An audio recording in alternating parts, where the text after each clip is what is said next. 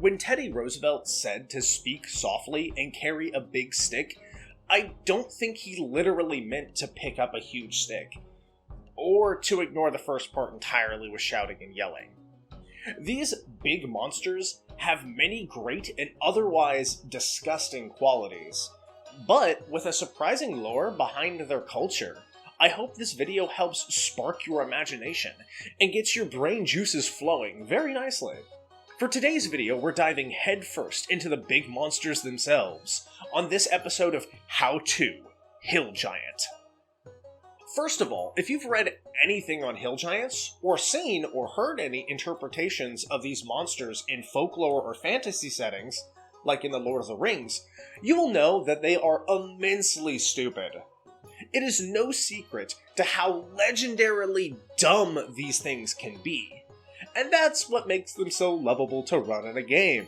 They are simple, they have simple needs and simple desires. Well, at least most of them. As giant society is ran by the literal biggest, that just means that they have a distinct lack of any good leadership, without a clear exception to tinkering with the intelligence or otherwise charisma of the biggest giant around. So, what to do about this simple playstyle? Well, not to worry, that's why I'm here. To give you ideas on why these giants have so much going for them, hidden in the small details of their lore and history. So first off, giants are brutes. But more so, with that crazy high strength and 40 speed, they can surprisingly spring into the fray of battle rather quickly. But no, my friend. Don't look at the obvious. Look for something deeper. Something more important. That's right. The pearl of wisdom that you're searching for is actually their low wisdom score. And that beautifully simple rock throw. With such a low wisdom score, oh boy howdy can you do so much as an evil GM with this. And it all boils down to the why of the matter. Look, these monsters want three things. They want food, drink, and somewhere to sleep. But out of all three of these, food is the biggest priority, gorging themselves every opportunity they can to become the biggest. Why they are somewhere is just as important as giving these monsters a grand entrance. Making them search for food, making them stupid and bulky, making them incompetent and clumsy, is the traditional manner in which they are run. But might I suggest a more organized approach? If they want the food so badly, show these big lugs what they really want, and give them some way to go get it.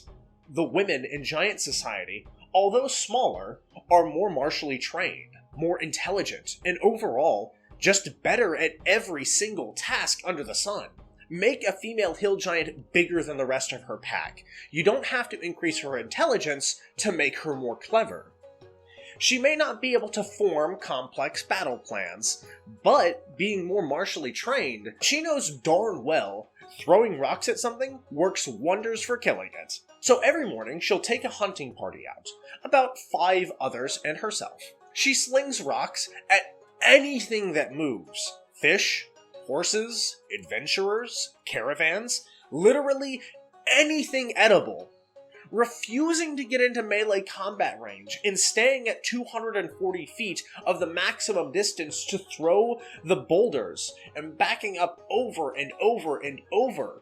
The simple throw rocks till it stops moving plan is very simple and on theme.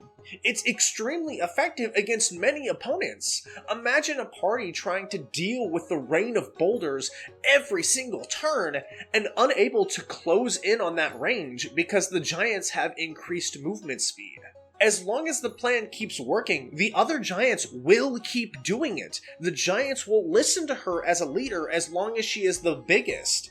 And even if the party can get within range, and even if they can get into melee combat and stop the boulders, they might not be in any shape to finish off the fight.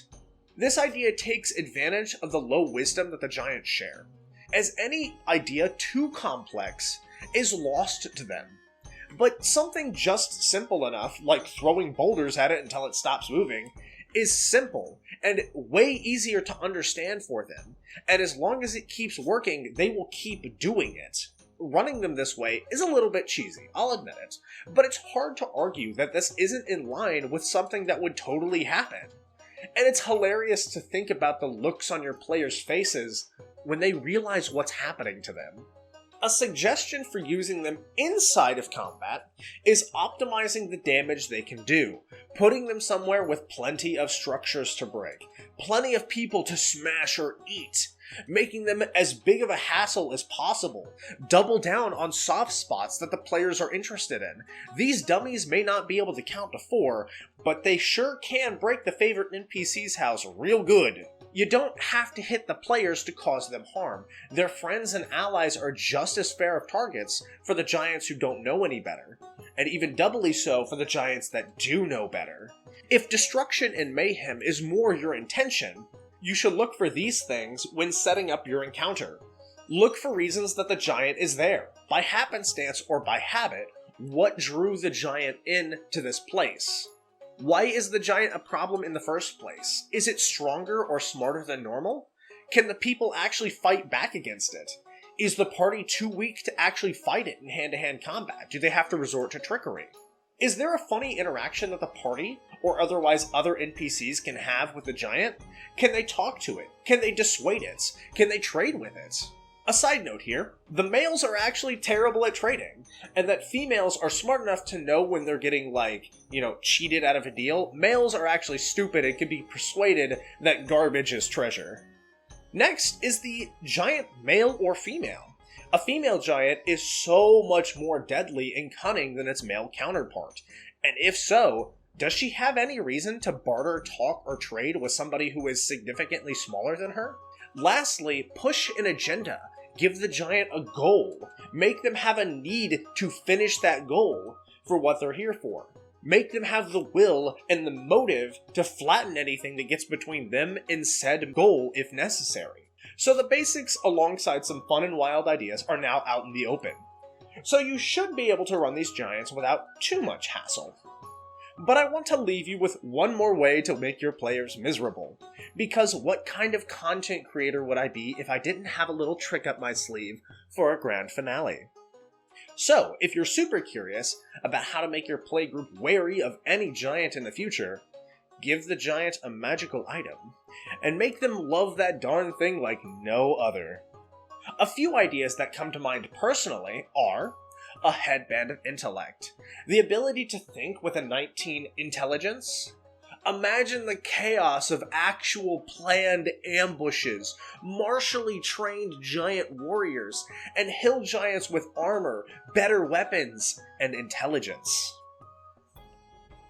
The Berserker Axe is hilarious and quite on theme for these big brutes, giving them more HP and an even quicker temper.